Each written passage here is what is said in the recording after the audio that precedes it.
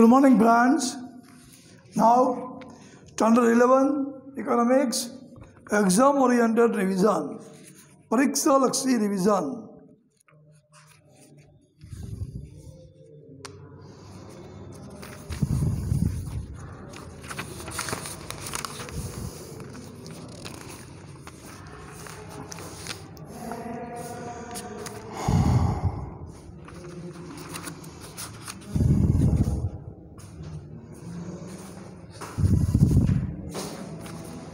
લાંબા પ્રશ્ન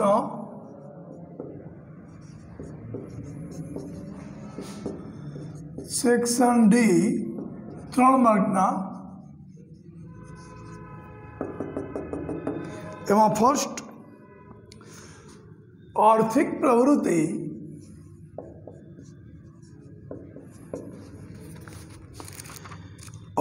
પ્રવૃત્તિ અને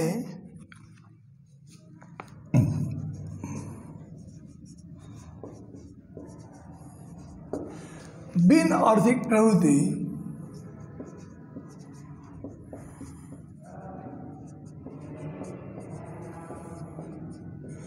વચ્ચેનો તફાવત.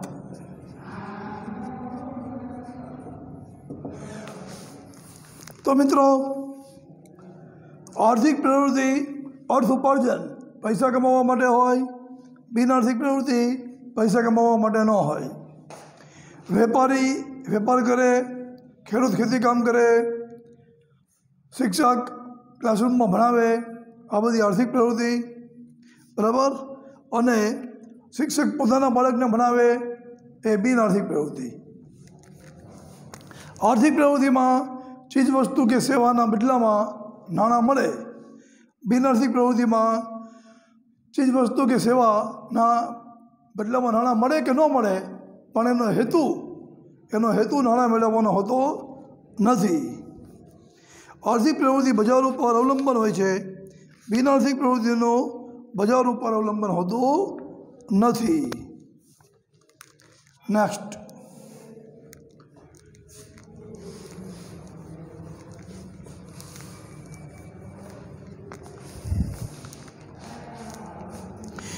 ગિફન વસ્તુ એટલે શું? ગિફન વસ્તુ એટલે શું? તો ગિફન વસ્તુ એટલે કિંમતમાં ઘટાડો થતાં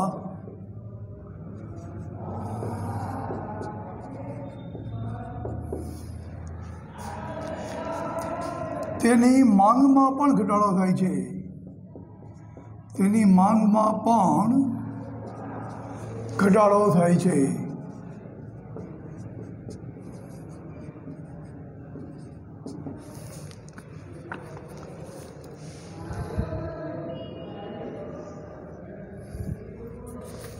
સેકન્ડ, હલકી ગુણવત્તાની વસ્તુઓ હોય છે. હલકી ગુણવત્તાની વસ્તુઓ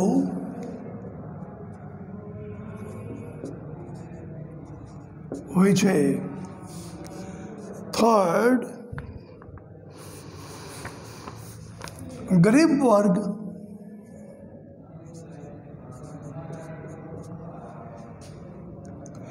આ વસ્તુનો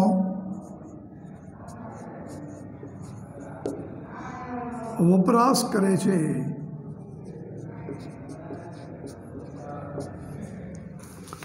ફોર્થ,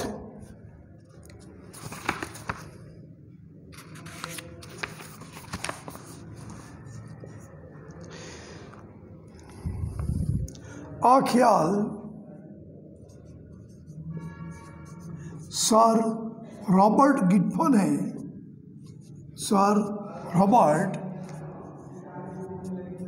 ગિફને આપેલો હોવાથી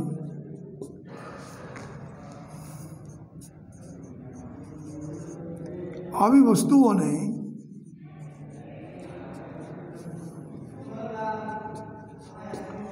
ગિફન વસ્તુઓ કહે છે. ગિફન વસ્તુઓ કહે છે। તો મિત્રો 3 માર્કમાં પૂછાય કે ગિફન વસ્તુ એટલે શું? 3 માર્કમાં પૂછાય કે ગિફન વસ્તુ એટલે શું?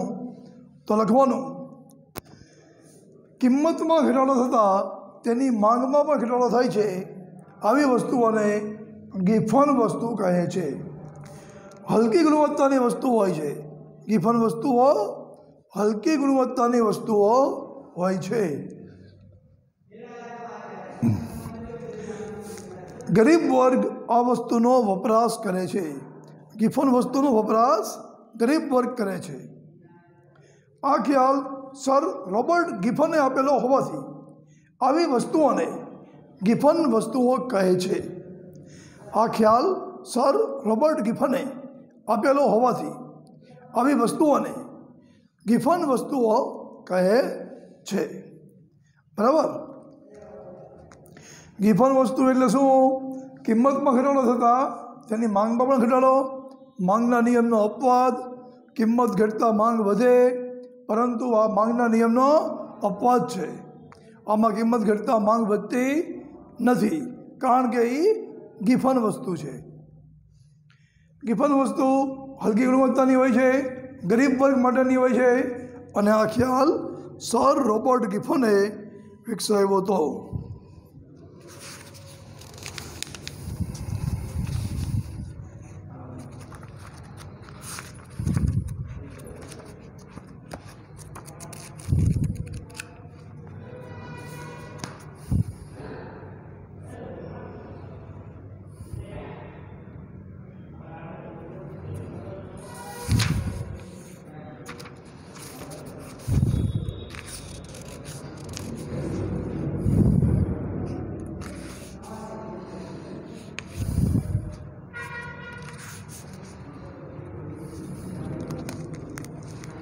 પછી નેક્સ્ટ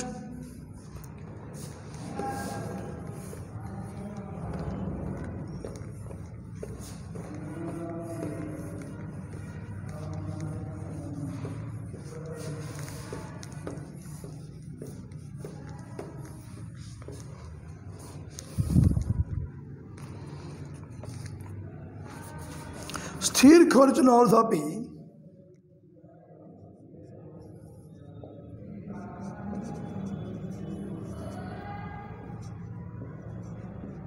સ્થિર ખર્ચનો અર્થ આપી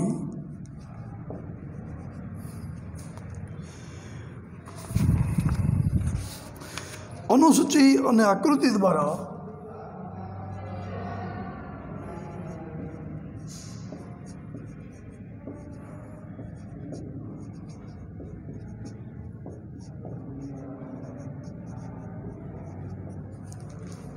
તેની સમજૂતી આપો, તેની સમજૂતી આપો।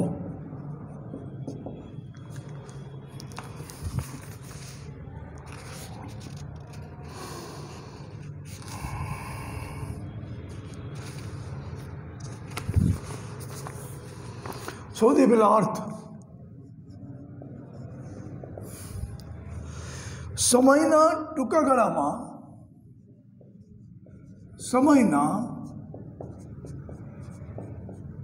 ગાળામાં ઉત્પાદન વધે ઘટે કે શૂન્ય થાય, ઉત્પાદન વધે ઘટે કે શૂન્ય થાય, પરંતુ જે ખર્ચમાં કોઈ ફેરફાર થતો ન હોય, પરંતુ જે ખર્ચમાં કોઈ ફેરફાર થતો ન હોય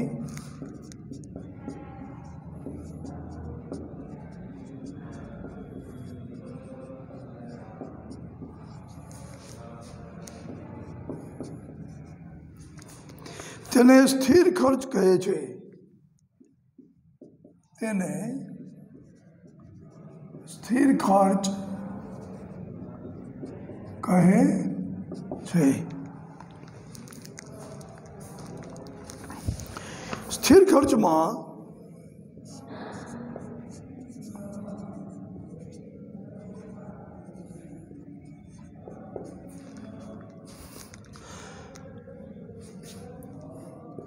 મકાનનું ભાડું,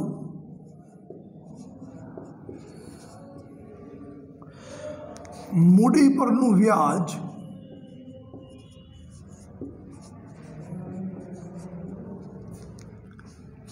કાયમી સ્ટાફનું વેતન,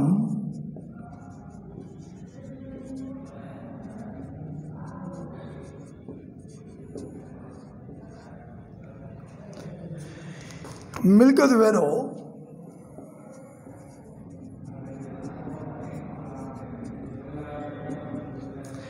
વીમા પ્રીમિયમ,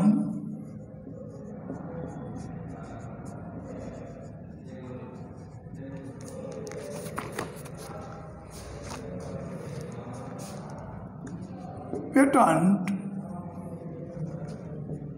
રોયલ્ટી વગેરે ખર્ચનો, પેટન્ટ, રોયલ્ટી વગેરે ખર્ચનો સમાવેશ થાય છે, સમાવેશ થાય છે. નેક્સ્ટ,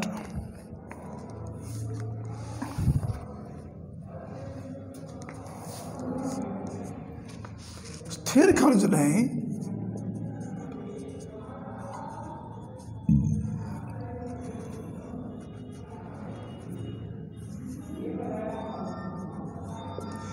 ઉત્પાદનના પ્રમાણ સાથે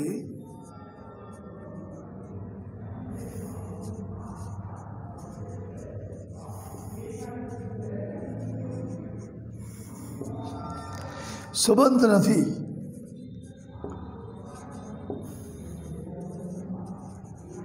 સ્થિર ખર્ચને ઉત્પાદનના પ્રમાણ સાથે સંબંધ નથી.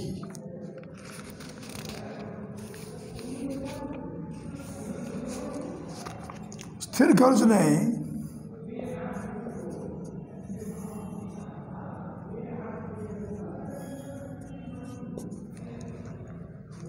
ફિક્સ્ડ કોસ્ટ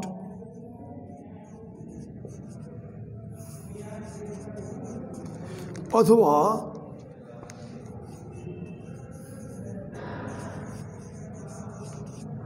ઓવરહેડ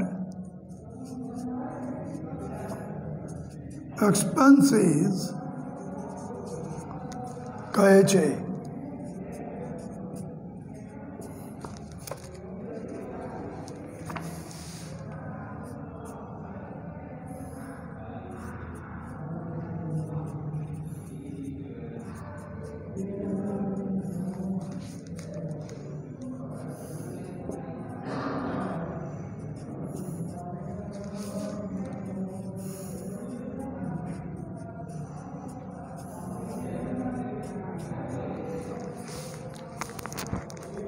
સ્થિર ખર્ચનો અર્થ આપી અનુસૂચિ અને આકૃતિ દ્વારા તેની સમજૂતી આપો. સૌથી પહેલાં સ્થિર ખર્ચનો અર્થ. સમયના ટૂંકા ગાળામાં ઉત્પાદન વધે, ઘટે કે શૂન્ય થાય. સમયના ટૂંકા ગાળામાં ઉત્પાદન વધે, ઘટે કે શૂન્ય થાય, પરંતુ જે ખર્ચમાં કોઈ ફેરફાર થતો ન હોય તેને સ્થિર ખર્ચ કહે છે. સમયના ટૂંકા ગાળામાં ઉત્પાદન વધે, ઘટે કે શૂન્ય થાય, પરંતુ જે ખર્ચમાં કોઈ ફેરફાર થતો ન હોય તેને સ્થિર ખર્ચ કહે છે. સ્થિર ખર્ચમાં કયા કયા ખર્ચનો સમાવેશ થાય? સ્થિર ખર્ચમાં મકાનનું ભાડું, મૂડી પરનું વ્યાજ, કાયમી સ્ટાફનું વેતન, મિલકત વેરો, વીમા પ્રીમિયમ, પેટન્ટ, રોયલ્ટી વગેરે ખર્ચનો સમાવેશ થાય છે. સ્થિર ખર્ચને ઉત્પાદનના પ્રમાણ સાથે સંબંધ નથી. સ્થિર ખર્ચને ફિક્સ્ડ કોસ્ટ અથવા ઓવરહેડ એક્સપેન્સીસ કહે છે. સ્થિર ખર્ચને અંગ્રેજીમાં ફિક્સ્ડ કોસ્ટ કહેવાય અથવા તો ઓવરહેડ એક્સપેન્સીસ કહેવાય। હવે એની અનુસૂચિ।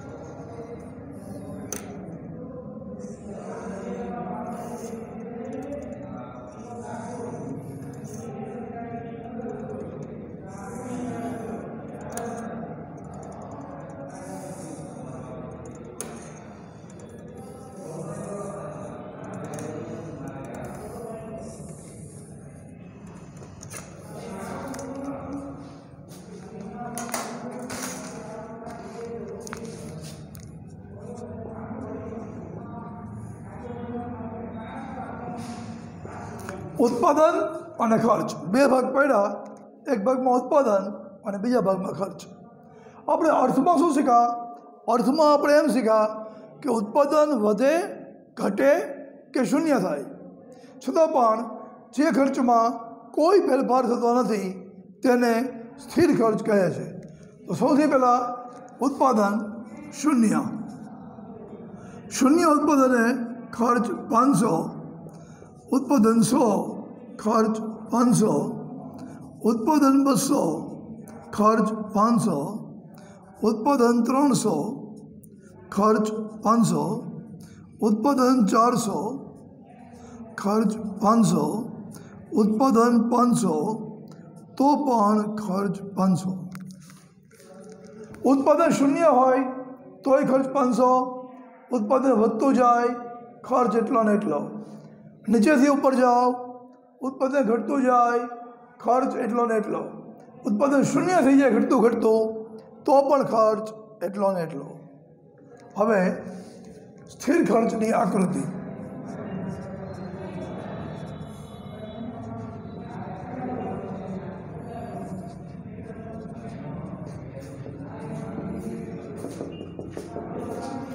स्थिर खर्चनी आकृति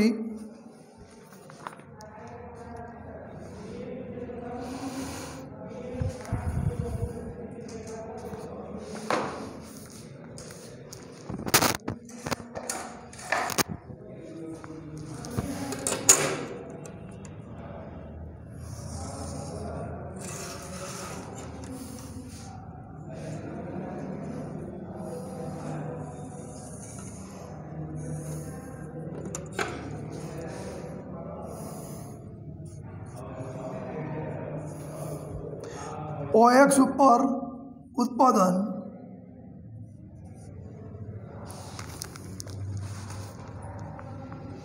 और OY ऊपर खर्च।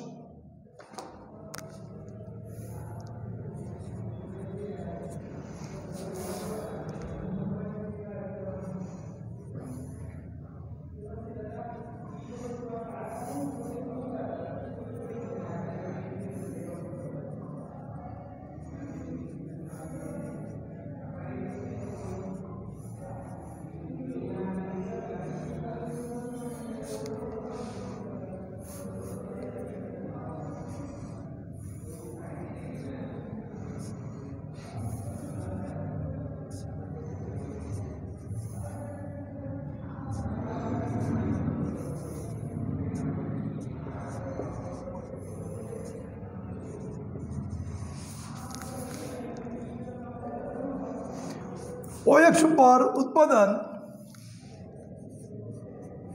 અને OY ઉપર ખર્ચ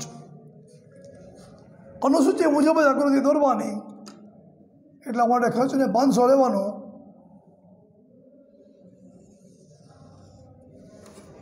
અને આને કહેશું સ્થિર ખર્ચની રેખા સ્થિર ખર્ચની રેખા ફિક્સ્ડ કોસ્ટ કર્વ બરાબર OX ઉપર ઉત્પાદન OY ઉપર ખર્ચ उत्पादन 100 થાય ખર્ચ 500 उत्पादन 200 ખર્ચ 500 उत्पादन 300 ખર્ચ 500 उत्पादन 400 ખર્ચ 500 उत्पादन 500 તો પણ ખર્ચ 500 500ની સીધી લીટી એટલે કે સ્થિર ખર્ચની રેખા OX ને સમાંતર હોય છે શું કહેવાનું સ્થિર ખર્ચની રેખા OX ને સમાંતર હોય છે મિત્રો આકૃતિનું વર્ણન કરવાનું આકૃતિનું વર્ણન લખવાનું નહીતર માર્ક કપાય જેમ કે કંઈ ન હોય આમાં જોઈ લખવાનું હોય OX ઉપર ઉત્પાદનનું પ્રમાણ આપેલું છે એવું બધું લખવાનું OY ઉપર ખર્ચ આપેલો છે બરાબર અને સ્થિર ખર્ચની રેખા ફિક્સ્ડ કોસ્ટ કર્વ OX ને સમાંતર છે બરાબર આવી રીતે આકૃતિનું વર્ણન નહીં લખવું હોય તો એના માર્ક કપાશે ચલો પછી નેક્સ્ટ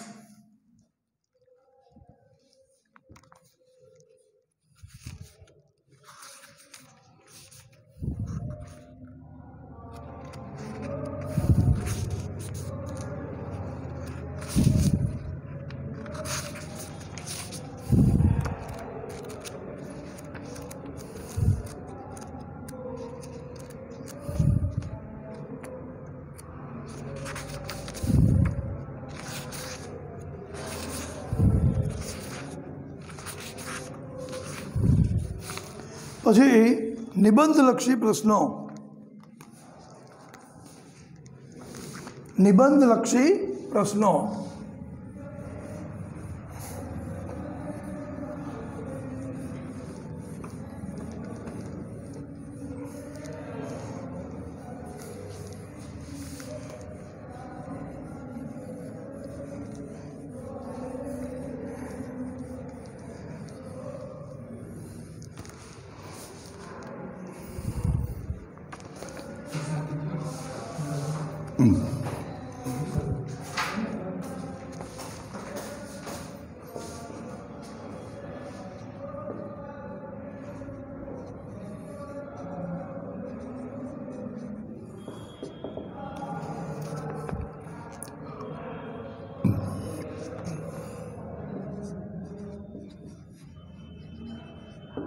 સેક્શન ઈ નિબંધલક્ષી પ્રશ્નો એટલે 5 માર્કના પ્રશ્નો સેક્શન ઈ ફર્સ્ટ ઉત્પાદનનો અર્થ આપી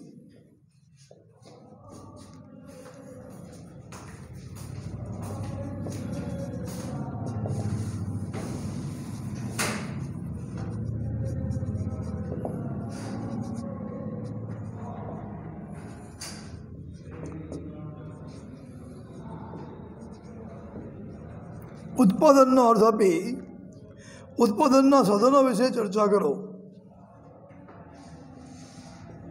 ઉત્પાદનના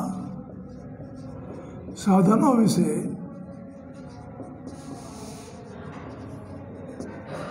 ચર્ચા કરો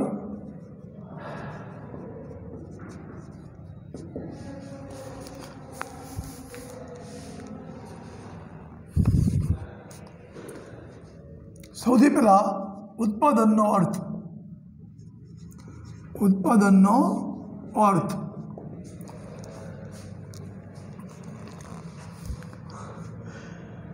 વસ્તુ કે સેવામાં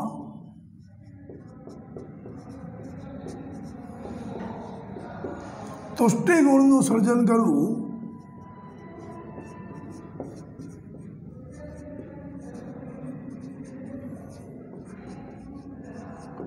एटले उत्पादन।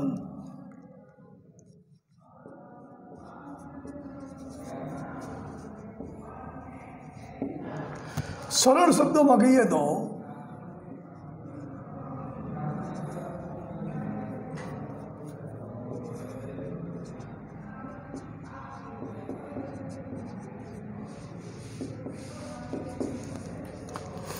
वस्तु के सेवा ने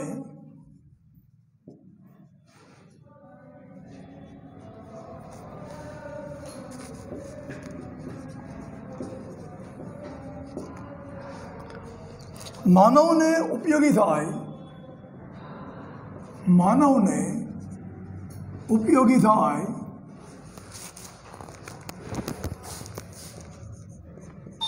तेव स्वरूप आपवू, तेव स्वरूप आपवू तेने उत्पादन कहे छे, तेने उत्पादन कहे छे।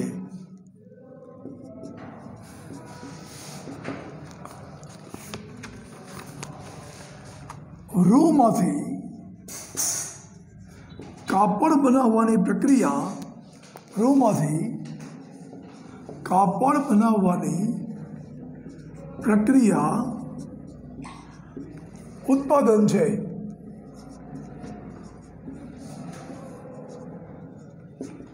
तो मित्रों, उत्पादन नो अर्थ आपी तेना साधनों विषे चर्चा करो। तेमां सौथी पहेलुं उत्पादन नो अर्थ वस्तु के सेवा में तुष्टिगुण नु सर्जन करवू एटले उत्पादन। वस्तु के सेवा में तुष्टिगुण नु सर्जन करवू एटले उत्पादन। तो तुष्टिगुण शब्द आव्यो एटले आ अर्थशास्त्रनी व्याख्या थई। पण सरल शब्दों में कही दो, सरल शब्दों में कही दो वस्तु के सेवा ने मानव ने उपयोगी थाय तेवुं स्वरूप आपवू तेने उत्पादन कहे छे। वस्तु के सेवा ने मानव ने उपयोगी थाय तेवुं स्वरूप आपवू तेने उत्पादन कहे छे। जेम के रूमांथी कापड़ बनाववानी प्रक्रिया उत्पादन छे। रूमांथी कापड़ बनाववानी प्रक्रिया उत्पादन छे। हवे उत्पादन न साधनो, उत्पादनना साधनों 4 छे। जमीन, मूडी, श्रम अने नियोजक। एमां सौथी पहेला जमीन।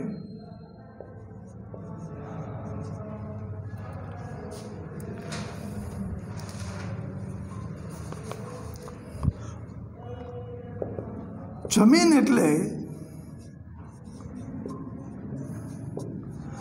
कुदरती संपत्ति।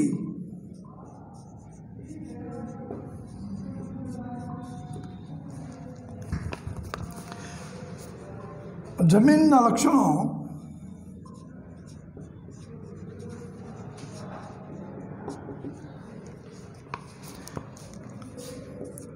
कुदरतनी भेट,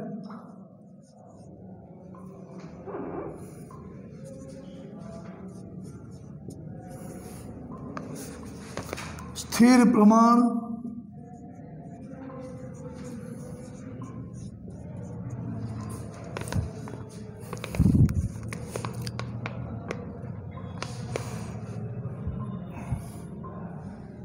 मर्यादित गतिशीलता,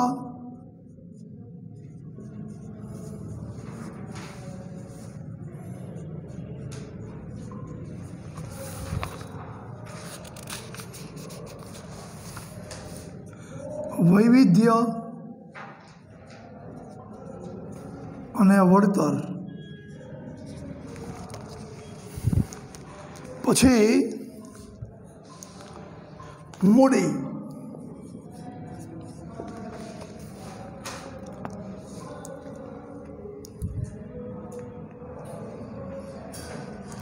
उत्पादन कार्य माटे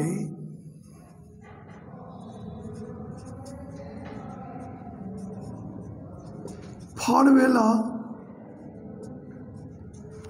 નાણાં ને મૂડી કહેવાય। મૂડીના લક્ષણો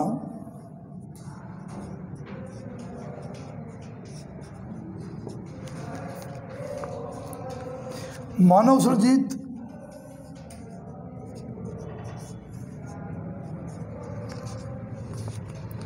ગતિશીલ,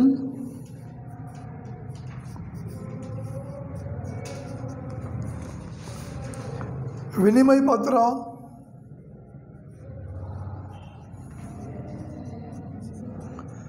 અને વળતર। પછી શ્રમ।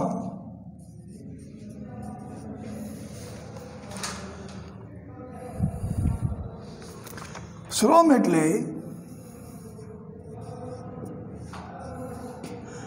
વળતરની અપેક્ષાએ, શ્રમ એટલે વળતરની અપેક્ષાએ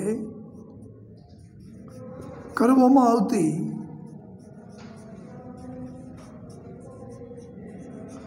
કામગીરી।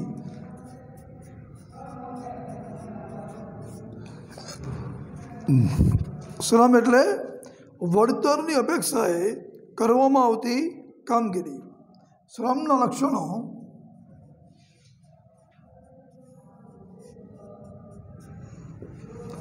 નાશવંત,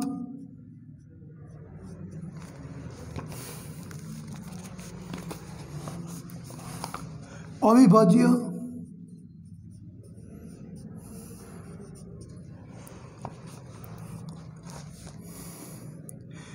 જુદી જુદી કાર્યક્ષમતા,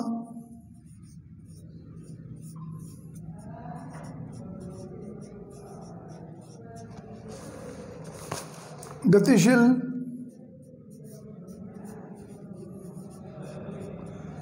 અને વળતર। નિયોજક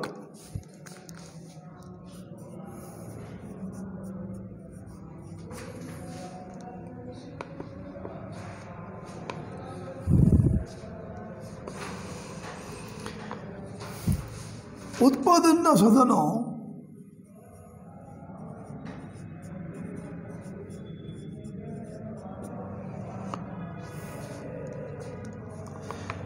નું નફાના હેતુથી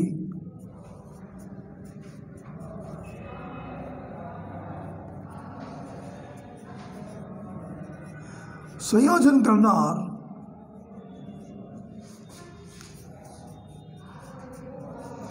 નિયોજક છે। લક્ષણો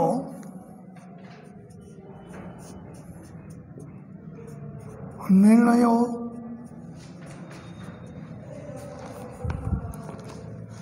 જોખમ,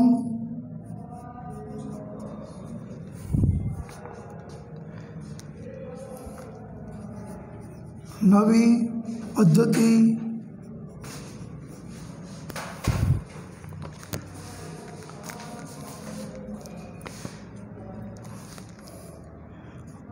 ગુણવત્તા,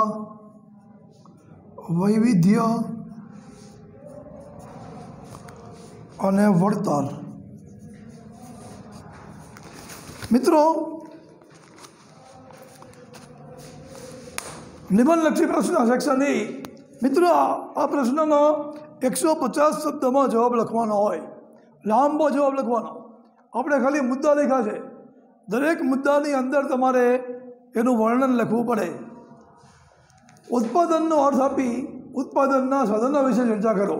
ઉત્પાદનનો અર્થ વસ્તુ કે સેવામાં તુષ્ટિગુણનું સર્જન કરવું એટલે ઉત્પાદન।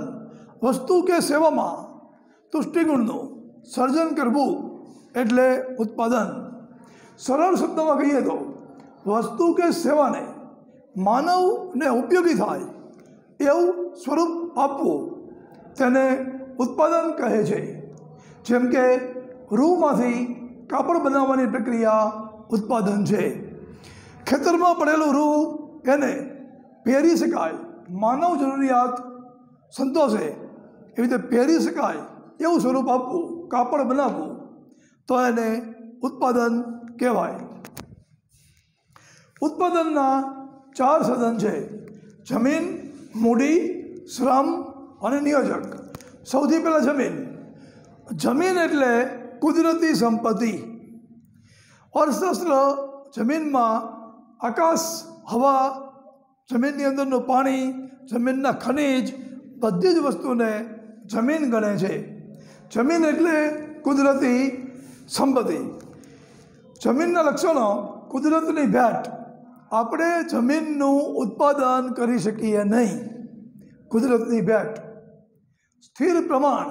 પૃથ્વી જેટલી છે એટલી છે, બીજી પૃથ્વી બનાવી શકીએ નહીં. સ્થિર પ્રમાણ. મર્યાદિત ગતિશીલતા. મારું મકાન સુરેન્દ્રનગરમાં છે, હું એને અમદાવાદ શિફ્ટ ન કરી શકું. મકાનને કોપી પેસ્ટ કરીને આશ્રમ રોડ ઉપર લઈ ગયા, નોટ પોસિબલ. તો જમીન ગતિશીલ નથી. તો પછી ગતિશીલ નથીના બદલે મર્યાદિત ગતિશીલતા કેમ લખ્યું? કારણ કે જમીનનો હેતુ ગતિશીલ છે. જમીનનો હેતુ ગતિશીલ છે.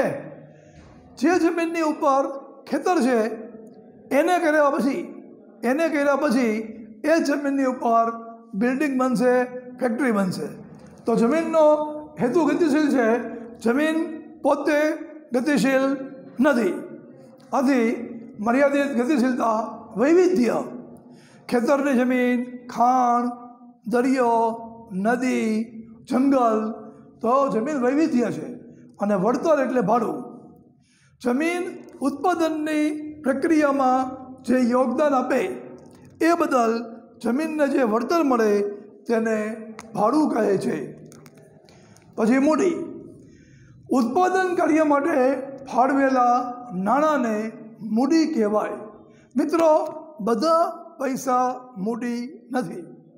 માત્ર ઉત્પાદનમાં રોકાયેલા પૈસા મૂડી છે.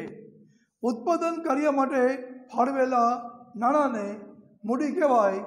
મૂડીના લક્ષણો: માનવ સર્જિત. મૂડી માનવ સર્જિત છે. આપણે મૂડીને સ્વરૂપ આપીએ છીએ. રૂપિયો આપણે બનાવીએ છીએ, ડોલર આપણે બનાવીએ છીએ. ગતિશીલ. મૂડીને ટ્રાન્સફર કરી શકાય છે. એક ખાતામાંથી બીજા ખાતામાં, એક દેશમાંથી બીજા દેશમાં પૈસા ટ્રાન્સફર થઈ શકે. વિનિમય પાત્ર. આપણે કોઈ વસ્તુ કે સેવાના બદલામાં મૂડીનો વિનિમય કરી શકીએ, ચૂકવી શકીએ. અને વળતર. મૂડી ઉત્પાદનમાં જે યોગદાન આપે, ઉત્પાદનની પ્રક્રિયામાં મૂડીના યોગદાન બદલ મૂડીને જે કોઈ વળતર મળે એને વ્યાજ કહે છે. મૂડીનું વળતર વ્યાજ. ત્રીજું, શ્રમ. શ્રમ એટલે વળતરની અપેક્ષાએ કરવામાં આવતી કામગીરી. વળતરની અપેક્ષાએ કરવામાં આવતી કામગીરી એટલે શ્રમ. એ શારીરિક કામગીરી હોઈ શકે, બૌદ્ધિક કામગીરી હોઈ શકે. શ્રમ એટલે વળતરની અપેક્ષાએ કરવામાં આવતી કામગીરી. શ્રમના લક્ષણો: નાશવંત. શ્રમ નાશવંત છે. આજનો શ્રમ કાલે વાપરી ન શકાય. બરાબર. હું 3 દિવસ સ્કૂલે ન આવું અને પછી એમ કહું કે ભાઈ મારા 3 દિવસના લેક્ચર એક સામટા લઈ લો, પણ એ 3 દિવસ મારા લેક્ચરનો ટાઈમ જે ખાલી રહ્યો અથવા તો બીજાએ એ ટાઈમમાં જે લેક્ચર લીધા એની જગ્યાએ મારું રિપ્લેસમેન્ટ થઈ ન શકે. તો શ્રમ નાશવંત છે. શ્રમનો ઉપયોગ વર્તમાન સમયમાં જ થઈ શકે. ભવિષ્યનું લેક્ચર આજે ન લઈ શકું, ભૂતકાળનું લેક્ચર પણ આજે ન લઈ શકું. અવિભાજ્ય. શ્રમ અને શ્રમિક અવિભાજ્ય છે. શ્રમિક ઘરે સૂવે અને ફેક્ટરીમાં કહે કે મારા શ્રમને મોકલી દઉં છું. Not possible. શ્રમ માટે શ્રમિકે પોતે નોકરીએ જવું પડે. જુદી જુદી કાર્યક્ષમતા. બધા જ MBA ભણેલા મેનેજર એક સરખું પરફોર્મન્સ આપતા નથી. બધા જ ITI થયેલા કારીગર એક સરખું પરફોર્મન્સ આપતા નથી. તો જુદી જુદી કાર્યક્ષમતા. ગતિશીલ. શ્રમ મૂડી જેટલો ગતિશીલ નથી. પૈસાને આપણે યુરોપ 1 સેકન્ડમાં મોકલી દઈએ, પરંતુ શ્રમિકને યુરોપમાં વધારે પગાર મળતો હોય તો પણ વિચાર કરશે. ઠંડીનો, રહેવાનો, ખોરાકનો, ફેમિલી છોડીને જવાનો. તો શ્રમ ગતિશીલ છે, પરંતુ મૂડી જેટલો ગતિશીલ નથી. અને વળતર, ઉત્પાદનની પ્રક્રિયામાં ભાગ લેવા બદલ શ્રમિકને જે વળતર મળે છે એને વેતન કહે છે. શ્રમને વળતરને વેતન કહે છે. નિયોજક, ઉત્પાદનના સાધનોનું નફાના હેતુથી સંયોજન કરનારને નિયોજક કહે છે. નિયોજક એટલે ઉત્પાદનના સાધનોનું નફાના હેતુથી, હેતુ નફાનો, ખોટ પણ જાય પણ ખોટનો હેતુ નહોતો, હેતુ નફાનો હતો. નફાના હેતુથી ઉત્પાદનના સાધનોનું સંયોજન કરનારને નિયોજક કહે છે. નિયોજકના લક્ષણમાં સૌથી પહેલું નિર્ણય, ડિસિઝન લેવા પડે. પોતે લીધેલા ડિસિઝન માટે પોતે જવાબદાર છે. નવી પદ્ધતિ, જોખમ, નિયોજકના કામમાં જોખમ છે. વસ્તુ બનાવી ન પણ વેચાય તો ખોટ, અને ખોટ એટલે જોખમ. નવી પદ્ધતિ, ધંધામાં સતત કંઈક નવું કરતા રહેવું પડે, એટલા માટે નવી પદ્ધતિ. ગુણવત્તા વૈવિધ્ય, ગરીબ લોકો માટે જુદી પ્રોડક્ટ, પૈસાદાર માટે જુદી પ્રોડક્ટ. અને વળતર, નિયોજકને મળતા વળતરને નફો કહે છે. તો મિત્રો, હવે આપણે આવતીકાલે કન્ટિન્યુ કરશું.